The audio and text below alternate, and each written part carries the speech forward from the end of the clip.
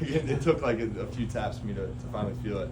But I mean, he was a guy throughout that whole game who was right next to me throughout all of it, instilling confidence in me and knew that we were going to go down and make it happen even after that fumble. So his positivity, his work ethic. I think really underrated thing about him and how we played the end of that game was his conditioning.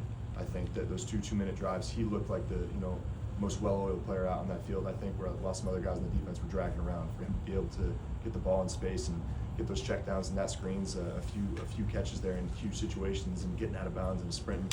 That's the type of worker he is, and he's a special player, and we're very grateful to have him. Yeah, I think it's evolved in what he's expected out of me, and then in turn just what I can expect out of him.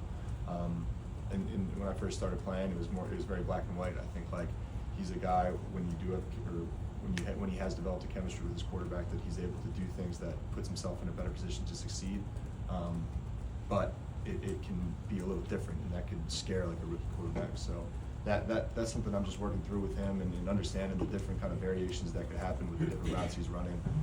We saw it a couple times on Monday, being able to just recognize it and just stay with him and trust him and taking it.